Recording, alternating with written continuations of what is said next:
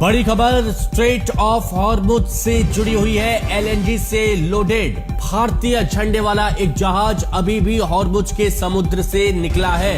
बिल्कुल अभी निकला है। 15 दिनों के ब्लॉकेज के बाद ये बड़ी खबर है। मिडिल ईस्ट से एक भारतीय जहाज जिसका नाम शिवालिक है, बिना किसी स्पेशल सुरक्षा के हॉर्मुज वो पार कर रहा है। हालांकि सूत्रों ने बताया कि भारतीय नौसेना के युद्धपोत अरब सागर में स्टैंड बाय मोड में तैनात है। नजर बनाए हुए भारतीय नौसेना के युद्धपोत।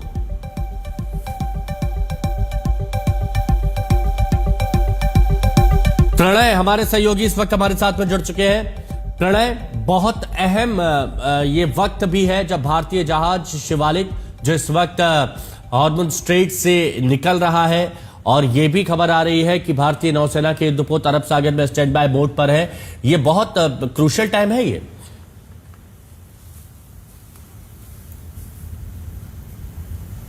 प्रणय, आप सुन पा रहे हैं?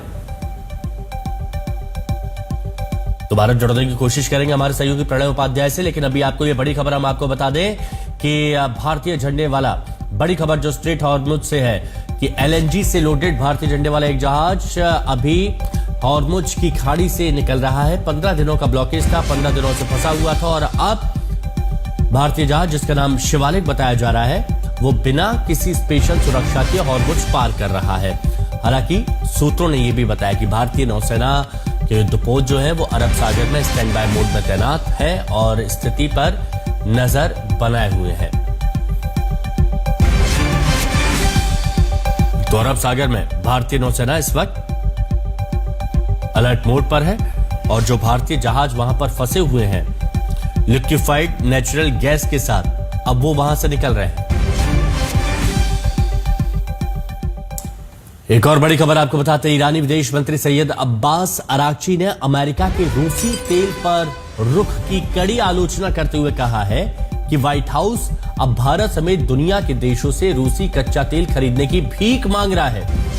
अराक्ची ने कहा कि अमेरिका पहले महीनों तक भारत पर दबाव बनाता रहा कि वो रूस से तेल आयात बंद करे, लेकिन ईरान के साथ 2 हफ्ते के संघर्ष के बाद वॉशिंगटन का रुख बदलता दिख रहा है।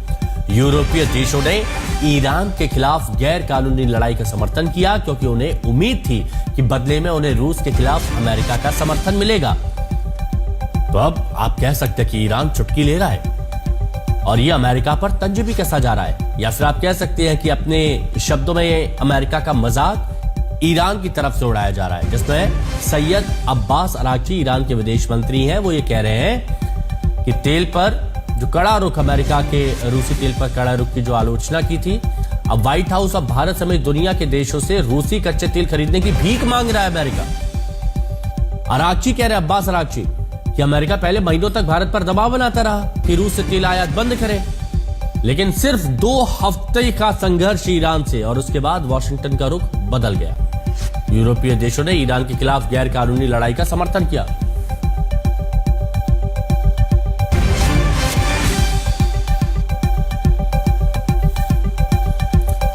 तो प्रणय उपाध्याय हमारे सहयोगी हमारे साथ इस वक्त जुड़े हुए। प्रणय, अभी एक बहुत महत्वपूर्ण खबर आ रही है। स्ट्रेट ऑफ हॉर्मुज से भारतीय जहाज शिवालिक निकल रहा है और एलएनजी गैस है, और सबसे बड़ी बात यह है कि बैक सपोर्ट भी दिया जा रहा है। भारतीय युद्धपोत नजर बनाए हुए स्थिति पर, तो यह बहुत क्रूशियल टाइम है। बिल्कुल हिमांशु, आप देखें, अब से कुछ घंटे पहले ईरान के जो राजदूत भारत में हैं मोहम्मद फताली, उनकी तरफ से बयान आया था कि भारत के साथ में हमारा लगातार संपर्क है और भारत और ईरान मित्र देश हैं और हम भारत की मदद करना चाहते हैं, और कुछ ही घंटों में इसका असर नजर आएगा। और कुछ ही घंटों बाद ये खबर भी आई, और जो तस्वीर हम स्क्रीन पर दिखा रहे हैं, ये तस्वीर बहुत महत्वपूर्ण इस लिहाज से है कि भारत में एक तो जो लोग पैनिक में आ रहे थे, जिन लोगों को चिंता थी कि पता नहीं गैस की सप्लाई आएगी कि नहीं आएगी, कितने दिन तक रुका रहेगा, उनके लिए ये राहत की खबर होगी। दूसरी चीज, अब इस जहाज की तस्वीर के अंदर ये नोटिस करिए कि इसके ऊपर भारत का झंडा लगा हुआ है। और अगर आप देखें कि जिन देशों के टैंकर्स निकल पा रहे हैं, चाहे चीन का टैंकर हो या अन्य देशों के कुछ टैंकर जो निकले हैं, वो अपने फ्लैग के ऊपर सेल कर रहे हैं, अपने फ्लैग के ऊपर आगे बढ़ रहे हैं। तो भारत ने भी ये फैसला लिया है कि ये जो महत्वपूर्ण जहाज हैं, ये जिसमें ऑयल एंड गैस है, वो जो जहाज प्रायोरिटी पे निकलने हैं वो इंडियन फ्लैग के साथ सेल करें। साथ ही भारतीय नौसेना जो है वो भी अलर्ट पे है, लगातार निगरानी रखी जा रही है। हालांकि ये टैंकर जो है ये किसी एस्कॉर्टेड सेलिंग के साथ नहीं आया है, यानी इसके आगे कोई नौसेना का जहाज नहीं चल रहा है, लेकिन निगरानी जरूर बढ़ती जा रही है और करीब 6 जहाज ऐसे हैं हिमांशु, जो प्रायोरिटी में वहां से निकाले जाने हैं। उनमें से अधिकतर के अंदर तेल और गैस है, इसलिए एक तो राहत निश्चित रूप से मिलेगी, भारत को सप्लाई सुनिश्चित होगी। साथ ही विदेश मंत्री डॉक्टर एस जयशंकर की ईरान के विदेश मंत्री के साथ जो बातचीत हुई थी, उसमें भी एक महत्वपूर्ण मुद्दा यही था कि कैसे भारतीय जो टैंकर्स वहां अटके हुए हैं उनको सुनिश्चित एक रास्ता निकाला जा सके, उनको सेफ पैसेज मिल सके ताकि वो भारत के तटों तक पहुंच सकें। और इसके साथ साथ करीब जो भारत के 24 जहाज खाड़ी जो फारस की खाड़ी के अंदर हैं, उनको भी किस तरीके से सुरक्षित इस तरफ लाया जा सकता है और कैसे ये रास्ता सुनिश्चित किया जा सकता है, इसको लेकर चर्चा। और ये भारत की तरफ से बहुत स्पष्ट कहा भी गया था प्रणय कि भारतीय लोगों की सुरक्षा और शांति ये हमारी प्राथमिकता है और उसका असर अब यहां पर दिखाई भी दे रहा है। बने रहिए आप हमारे साथ, एक और बड़ी खबर आ रही है, वो भी बता दें। सऊदी अरब के प्रिंस सुल्तान बेस पर हुए हमले में अमेरिका का भारी नुकसान हुआ है। ईरान ने 5 अमेरिकी रिफ्यूलिंग प्लेन नष्ट कर दिए हैं और ये वो प्लेन थे जिनके जरिए अमेरिकी फाइटर जेट को हवा में ही ईंधन सप्लाई किया जाता था। ईरान ने मिसाइल से हमला करके भारी नुकसान अमेरिका को पहुंचाया है। ये बड़ी खबर इस वक्त की आपको बता रहे हैं। ईरानी हमले में यूएस के 5 टैंकर प्लेन नष्ट किए गए हैं और हवा में ईंधन सप्लाई करने वाले ये 5 प्लेन ध्वस्त कर दिए गए। ये वो प्लेन, एक बार फिर आपको बता दें, अमेरिकी रिफ्यूलिंग प्लेन जो हवा में ही अमेरिकी फाइटर जेट्स को जहां ईंधन भरते थे, रिफ्यूल करते थे, उनको नष्ट किया है।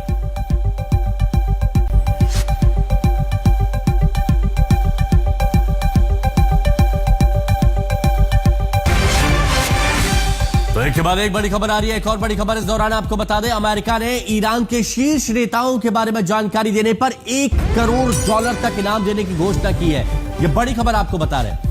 यह घोषणा अमेरिकी विदेश विभाग के रिवॉर्ड्स फॉर जस्टिस कार्यक्रम के तहत की गई है। अमेरिका जिन ईरानी अधिकारियों की जानकारी चाहता है उनमें मुस्तफा खमेनी और अली लारिजानी भी शामिल है। अब इनके अलावा इंटेलिजेंस मंत्री इस्माइल खतीब, अली असगर हिजाजी, याह्या रहीम सफवी और इस्कंदर मोमेनी के नाम भी सूची में शामिल है। तो अमेरिका ने $1 करोड़ का इनाम घोषित किया है और ये बताने की कोशिश की है कि ईरान के जो टॉप नेता है या लीडरशिप है, अब वो अमेरिका के निशाने पर है।